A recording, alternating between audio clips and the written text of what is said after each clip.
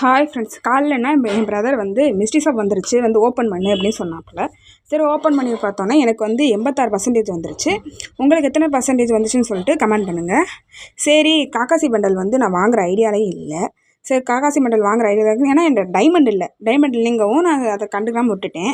சரி, நமக்கு வந்து 86% வந்துருச்சு அப்படின்னு சொல்லிட்டு என் பிரதர்கிட்ட போய் எனக்கு இந்த இது மட்டும் வீக்லி மட்டும் போட்டு விடு அப்படின்னு சொல்லிட்டு கெஞ்சி கதறி வீக்லியும் போட்டுட்டேன். சரி, வீக்லி போட்டோன்னே நமக்கு வந்து ஒரு நாள் கிளைம் பண்ணால் தான் அடுத்தடுத்த இது வாங்குறதுக்கு டைமண்ட் இருக்கும்.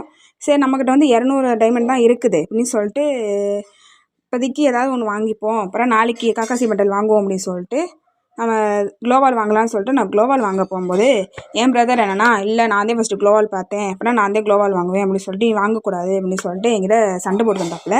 நான் அவர்கிட்ட நம்ம யார் பேச்சு கேட்க போகிறோம் அப்படின்னு சொல்லிட்டு நம்ம க்ளோவால் வாங்குவோம், நான் அவன்கிட்ட சொல்லிட்டேன் நம்ம போட மாட்டேன், க்ளோவால் மட்டும் வாங்கி மட்டும் வச்சுக்கிறேன் அப்படின்னு சொல்லிட்டு வாங்கிட்டான். சரி, வாங்கிட்டு வேறு எதாவது வாங்குவோம்னா என்கிட்ட இப்போ இன்றைக்கி வாங்கிட்டோம்னா நம்ம காக்காசி பண்டல் இன்றைக்கி வாங்க முடியாது, சொல்லிட்டு நாளைக்கு வாங்கிக்கலாம்னு சொல்லிட்டு நான் இன்றைக்கி எதுவும் வாங்கலை.